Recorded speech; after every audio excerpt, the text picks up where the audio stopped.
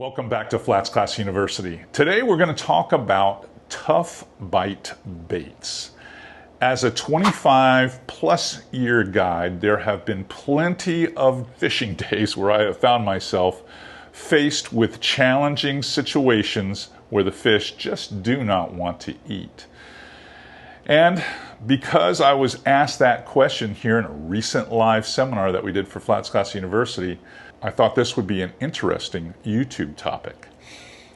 So, more than you would think, you'll have these days, especially late in the spring and early in the summer, before you get to those really wet months that you have lots of showers and you get a little bit of breeze. You've got these Chamber of Commerce days, and these fish are just challenging to catch, and a lot of, angling pressure is bearing down on them now. And you need to pick lures that will absolutely deliver it for you, especially if you're a guide. Well, probably one of my favorites, or what I'm going to say is number one on the list, is the Bugs Fishing Flats Jig. It's one of my favorite go-to baits. In fact, anything in that bucktail genre is going to do a good job. Now, these do an incredibly good job because the head of the bait allows me to make solid bottom contact. And with some of these days being really challenging, those fish lock down tight on that bottom in anywhere from 1.5 feet to 4 foot of water. And if that lure is not maintaining bottom contact, it seems as if you just can't generate a bite. Now, there are times when I'm fishing it near cover, like docks, where I can jig this bait off the bottom in just 1 foot movements. And what's nice about it is that spade head allows this bait to come up and spiral down, and it will fall hook up every time, just like a shrimp. If you've ever seen a shrimp pop off the bottom, when they pop, they come back down, they kind of spiral back down and settle into that sand. Well, that's exactly what the flats jig does. It does the same exact motion. Heath Hipple over there, who ties these up, tells me, he designed this bait to do that. Now, I use it for redfish, but I also use it when I'm in South Florida, go bone fishing, and I've caught more than my share of speckled trout when I swim this bait, especially when I'm hopping it like a shrimp through those little potholes on the flat. So if you're looking for a bait that will absolutely deliver positive results when you have a challenging day, I think you owe it to yourself to pick one of these up. Try it, I promise you. Now, what am I throwing it on? I'm throwing it on lighter leader, long light leaders. I'm gonna say 15 and 20 pound leaders most of the time. They're a little bit longer, 4 and 5 feet long. I find, depending on what I need or what rod that you're gonna use, I use Fitzgerald. You may be using another brand like Daiwa or Bull Bay or something like that. But I personally find if you pick something in that medium light to medium, and you pick something that's fast to extra fast, because they all feel a little bit different, and you're going to want rod lengths that are probably somewhere between 7 foot and 7'4", because a lot of this is sight fishing. It's delivering the cast accurately to a zone, whether it be a pothole, a moat around an oyster bar, jigging it around pilings where I got to make nice little smooth little pitches. But I do throw this flats jig a lot on spinning gear, so that's what I'm talking about. Now, let me put number 2 on the board, and we're going to talk about this one next, because this one may be my personal favorite. Let's do it. The ZMan Big TRD. So it's not really a Ned rig, although a lot of them call it the Big Ned rig. But it is a ZMan bait made out of Elastec. It's a Senko style worm, if you will. And because the redfish, their diet is made up of a lot of marine worms, this is a very appealing profile to them, and one that they find irresistible. Now, the trick to this bait, so that you can power finesse fish it, and that's why I love it so much, is the fact that I rig it on an unweighted, this is an unweighted, they call it the ZWG, naturally, because it's Z-Man. It's one of their pieces of terminal tackle. But I weight the lure. Instead of using a belly hook, a belly weighted hook, or some of you call it a keel weighted hook, I actually have started using these because they've been fantastic. These little tungsten spikes. So I insert them like I do a rattle. There's a little tool that they sell, but there's a couple of them out there. This is called the rattlesnaker. And you could put a glass bead in this and give it a little bit of noise. But I like it because I'm able to set that 1/32nd spike further back in the bait. Now this whole rig with the ElasTech profile, the hook itself, the ZWG, this is a 4/0, and then that 1/32nd, this weighs in between 5/16 and probably 3/8. So it allows me a nice cast on that same setup that we were just talking about. That 7-foot to 7'4" spinning rod, medium fast, medium extra fast, because this is Texas rig. Look how I've buried that hook point in the bait. I talk about this a lot. Z-Man's ElasTech is very squishy. It's very, I'm going to say, compressible. So you don't have to lay that hook point on the top of the bait like you do with a plastisol bait. You can make casts into cover like grass or marsh grass or anything thick and work this bait right through it, and it will never get snagged up. You work right through the cover. It's bulletproof. You don't get that nasty little piece of grass between the hook that's laying on the back of the bait and the body of the bait.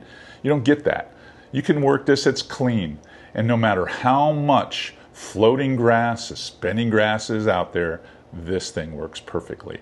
What I like is it swims nice and level by me putting that 32nd a little bit further back. It has just a little bit of a forward glide, and that tail bounces as it swims down.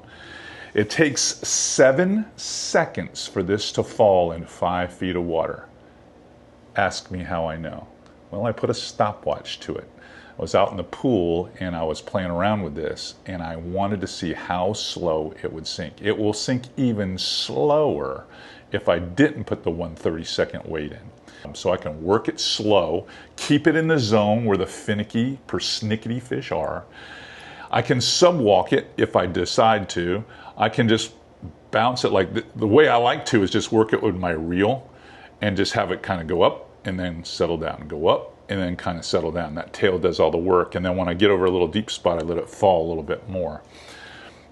It's just one of those baits, unlike the flats bug that we were just talking about, that allows me to fish it a little faster, cover a little bit more water.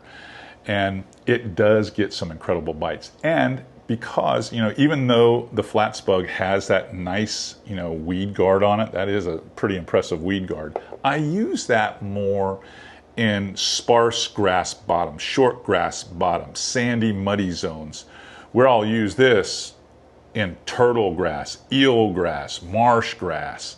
I use it everywhere, really. And this is called the deal color. But mud bug, yoga pants, fire crawl, all of them are great colors. But it is amazing if you really do a little bit of investigation into what redfish, their diet consists of, and you'll find that there are a lot of profiles that look just like this. So this one really turns them on. Plus, you will catch your share of speckled trout with this. And if you're in the right situation, like a dock light scenario at night, you'll probably catch plenty of snook on it as well. All right, I bet you're wondering what my last one is. Be right back. Okay, lastly, we're going to talk about the Z-Man Prawn Stars. That's right. This has been an incredible bait for not only myself and my clients, but it's just been one of those baits that's been fantastic for all the members at FlatsClass University. We've done stuff with this bait. The fish really choke this bait. They hammer this bait. And it is the #1 prey item on every redfish's list. but everything eats a shrimp. So it's constant action. Even when they don't want to eat something, they're going to eat this.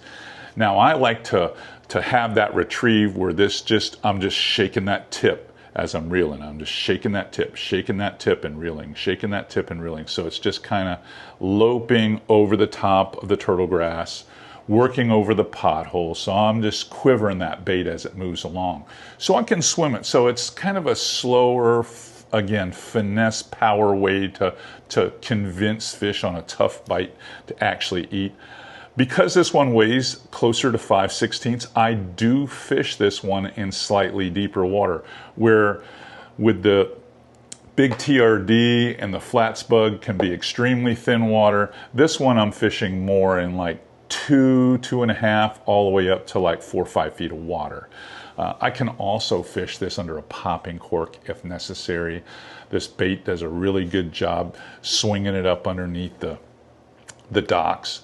But everything eats a shrimp. It's just one of those lures that's so realistic, even when it's doing nothing. I can't tell you how many times, especially if you put it under a float, you can throw it out behind the boat, and if the boat is drifting and this thing's just moving through the water and you're doing something else, the cork goes down and you've caught a fish. The Prawn Star is just that type of bait because of the action and the segmented tail and how soft everything is, the antennae, the legs move. There's so much secondary action versus just the primary action of you shaking and reeling it at the same time. There's so much secondary action with this bait, even with it drifting in the water, you're going to catch fish. So anytime you find yourself in a tough bite scenario, think about the 3 baits that I just recommended. Now, you may have, you're like, hey, CA, I use a 3-inch paddle tail when it gets tough. I use a 4-inch jerk shad when it gets tough. I use a gulp shrimp when it gets tough. And I'm not saying that those lures don't always work. Here's the deal. These baits can be manipulated and worked very slowly and very calculated in a small zone. They really can. They don't require you to have speed behind it to get that tail moving on a bait. They don't require you to dart it, erratically. Those type of motions, especially in clear, shallow water, in, remember, tough conditions, perfect conditions, can literally spook fish. One of the things I preach in FlatsClass University is like, listen guys, if you're fishing 2 to 3 foot of water and you're that guy popping that jig constantly like this and this thing's doing all of that, you're probably not going to catch anything because it spooks fish. If that's a pressured zone with angling pressure, or it's just one of those challenging days like we're talking about today, that quick butterfly motion through there does not work. It just doesn't. And if it does, it's going to attract ladyfish or smaller fish that are willing to chase something like that. Better predators do not do that. They want something that looks a little bit more realistic, a little slower, looks a little easier to capture on those tough days. These 3 baits here, I promise you, they'll deliver for you. Hey, if you enjoyed what we shared with you today, please give us the thumbs up, subscribe, hit that button right now. And if you really want to dive a little bit deeper into subjects like this, come join me at FlatsClassUniversity.com. Over there, we can put structured courses together. We do weekly X's and O's, and we do an awful lot of updates on, or I'm going to say scoops on industry products that are coming up that no one knows about. All right, that's all I've got for you today. See you back here tomorrow.